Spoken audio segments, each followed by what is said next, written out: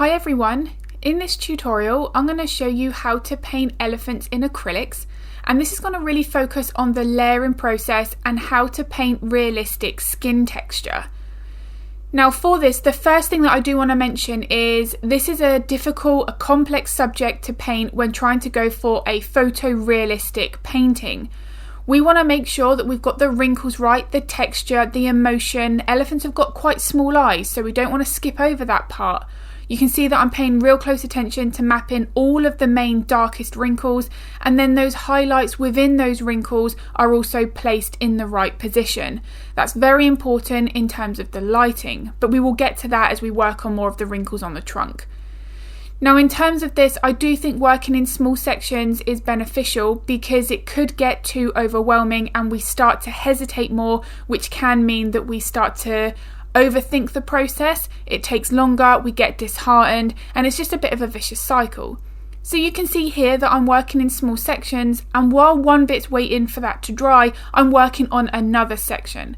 This is the best way I find of working with acrylics because you're able to then get through that painting a little quicker, and it starts to look more like that reference photo early on, which means again I'm more likely to be more motivated to carry on. Now for the skin texture of the elephant, I am using a range of brushes. Now I do have this full tutorial from start to finish available on my Patreon channel. It is all in real time. There are no sections sped up or cut out. It's a really good one to follow along to. It's very in-depth. I have created this with a voiceover while I'm painting, so no process is skipped over. I make sure that I explain everything in that moment. So if that's of interest and you may like to see this along with any of my other real-time tutorials, then I will link my Patreon in the description below. Now one of those main crucial elements that I always talk about when working with acrylics in my Patreon tutorials is blending. Now acrylics can sometimes get a hard time because of how fast they dry, and then you'll often read online or the videos that you watch say that it's impossible to blend with them. Now as long as you work with them correctly, you're able to get that soft blended look exactly as you can with oils. And you can see that on this ear here. Those first few base layers I had to make sure were nice and soft. So as I work on this other ear here, you can see exactly the same. This first layer looks terrible. It looks a little bit more like painting by numbers. I'm blocking in that there, so I've got my harsh lines, but I don't want to leave it like that. It's now when I come in with this second layer where I'm able to then soften all of that out. Now, in terms of saying about painting by numbers, that's how I started with painting. So it's not a criticism, but when we're working with photorealism here, we want to avoid those harsh edges on sections where we want our smooth, soft edges where it should be blended. So again, you can see here as I'm building up my layering process, I'm working with many layers here. I'm not jumping to my brightest highlights, and I'm working with a couple of blending techniques. And depending on the effect that I want, you've got a couple of options. You could use a fine mist spray bottle, and I've got various tutorials here on YouTube where I have used that. For instance, the golden retriever puppy, that's how I blended most of that background and the fur. If that's of interest, I will link that in the description below for you. Now also you could do some wet on wet blending techniques in the same way that you would with oils. As long as you don't let that paint dry, as you can see here, you're able to get that nice gradient effect from dark to light. This has all been achieved with acrylics. There are no oils, I'm not using any blending mediums, it's just water and the acrylic paint. And obviously this is all so much easier for me to explain in depth in that real-time tutorial. So if you would like to see a little bit more about that blending, if that's something that you do struggle with, then this tutorial would be perfect for that because I use it on all of the base layers from the mother elephant here onto the calf as well on her side, on the left-hand side. So before I jump into the main section of the trunk, if this video so far has been useful, I would really appreciate it if you could give it a like and a thumbs up. It makes a huge difference to my channel and I'd be very, very grateful. So in that real-time tutorial on Patreon, the one thing that I wanted to focus on was the difference in skin texture. As I've said already, the ears are fairly smooth. I needed more of those blending techniques. The skin on the top of her head between her eyes there is bumpier. It's almost got like a bit of a gritty texture. Then on the trunk we've got those deep wrinkles, those ridges. That there creates a different technique. And I have a video here on YouTube. It's my top tips for painting realistic fur in acrylics, but most of those things in there is also going to be applied to painting skin like the elephants here. So if that's of interest, I'll also link that in the description below. So in terms of the wrinkles here, I'm not going for 100% accurate to the reference photo. I'm really not worried at all that if some of these are in different positions, but what I do want to make sure of is that they're random. So look at how many different lines are going on more of a diagonal bend. Some of them are going up more towards the middle of the trunk, and then you've got the main creases that are going horizontally, but look at how they're curved. They're not straight lines. Nothing in nature is straight, so grass, tree, anything that we consider more upright is still going to have a curve to it. So you do want to make sure, especially when painting the trunk, that you've got that in place. Now, in that top tips for painting realistic fur tutorial that I've mentioned, one of the things that I do talk about there is the importance of using different shaped brushes and different sized brushes for the various layers that we work on. Now, this was a prime example for this because I didn't want to just use, for instance, a small standard round brush for the base layers all the way up to the details. Because the highlights on the trunk here, look at how all of the little dark creases, they get closer together where that trunk goes down towards a narrower shape at the base. If I use the same chunky sized brush, I'm going to end up with the same looking wrinkles. So I do have to make sure that I'm choosing my brushes a little bit more carefully there. Now, in terms of the brushes, the pressure you apply to that brush is also going to massively impact the brush stroke. So you could definitely use a round brush, which is what I'm using here. You could use a round brush, get a chisel edge to that, and then use it in the same way as a liner brush.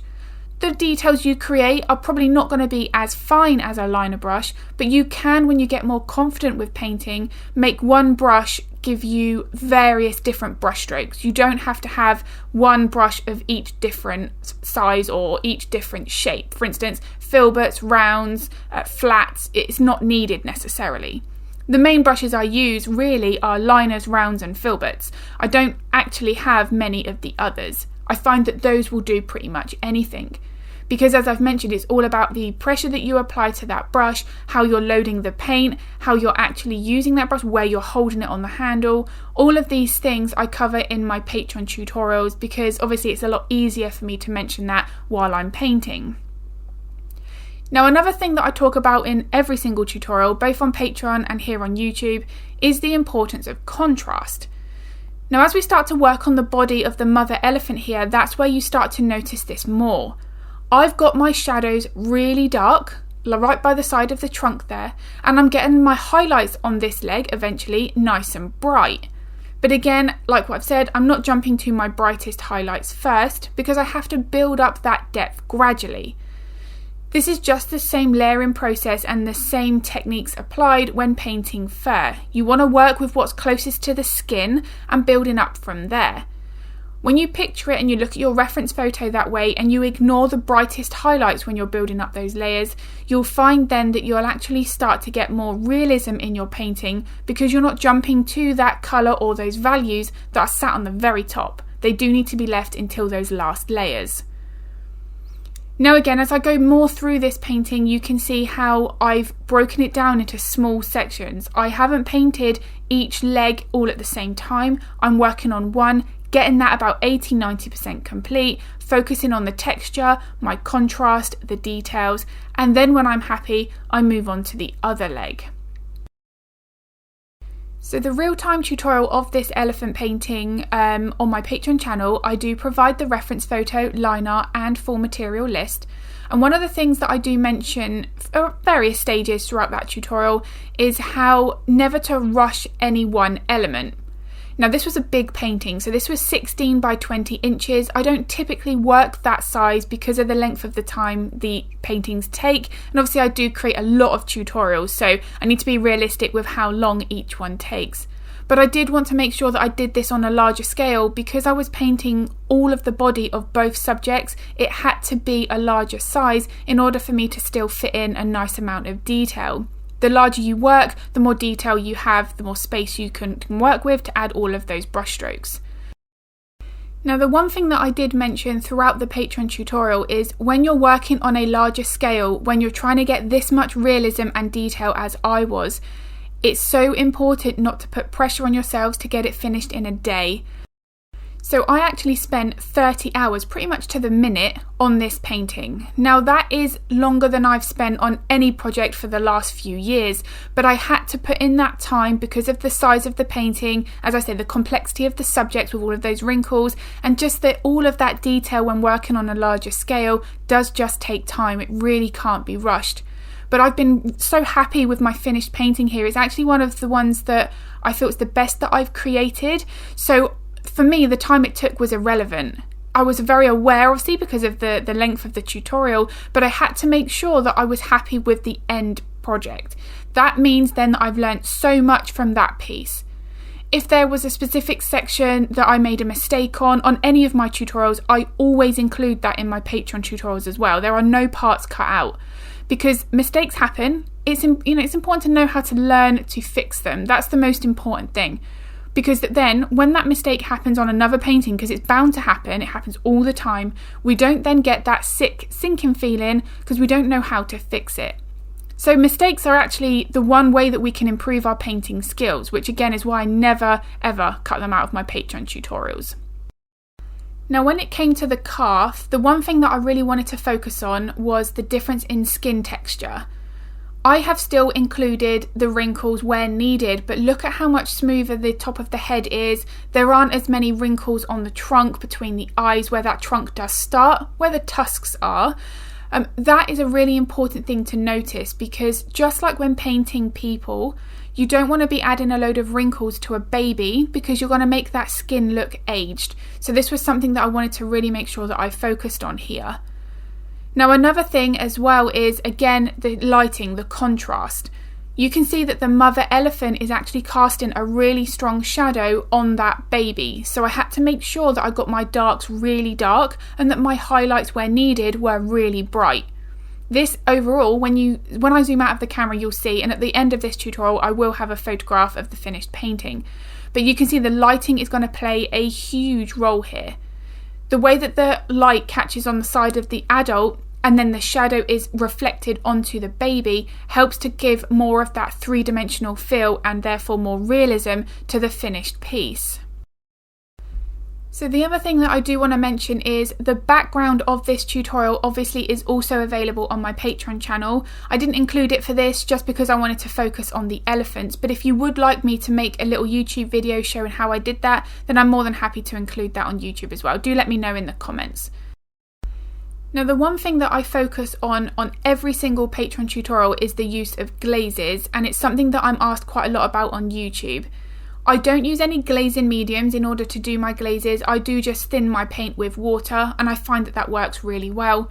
But the wonderful thing with acrylics is you don't have to mix the exact colour at each stage because you can just simply change that colour completely with those glazes later on.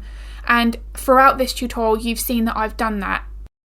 If I don't have to worry about mixing the exact colour at each layer and I just have to focus on my value, so either how light or how dark that should be, then it means that I'm only focusing on one thing at one time. The simple use of glazes just simplifies the entire process. And obviously again, that is something that I focus in depth on my Patreon tutorials. So I will just include the little bit of the foreground and the background to this tutorial so you can see how I finished it off. And the one thing that I want to mention here is if I were to paint something like this again, I would paint the foreground in first and then do my subjects. Because here, as you can see, I'm having to be quite careful up against the legs to make sure that this paint didn't overlap my subject. Although I was able to achieve the same look, it just took longer because I was having to be more careful. If this ground was done first and then I just simply had to paint the elephants on top, then obviously it wouldn't have had so much of this issue of being really careful. Now the last thing that I did here is I did use my airbrush to add in a little bit more of the foliage and the bushes in that distant section of that background. This is just going to help to make that painting look more three-dimensional because I'm gradually reducing that depth of field. So I want everything up close to be nice and detailed, and as it gets back into that background, it's meant to get softer and more out of focus. I just wanted a little bit more of that definition, add in some of those bushes above that ground, and you can see here just how that has finished that off. This is a photograph of my finished painting, and now you can see it here. The lighting is so important. If I didn't have my lighting right, this would not look three-dimensional. It doesn't matter about the colour in terms of that. Dark shadows and bright highlights is what makes this piece look realistic. So I really do hope the tips and techniques that I've shared in this video have been useful. If they were, as I said, I would really appreciate it if you could give it a like and a thumbs up, because it really does make a huge difference to my channel. And if you are interested in this or any of my in-depth tutorials on Patreon, I will link that in the description below. If you've got any art related questions, feel free to pop them in the comments, because I'm more than happy to help if I can. And I'm going to be uploading another video to YouTube next week. As always, thank you so much for watching.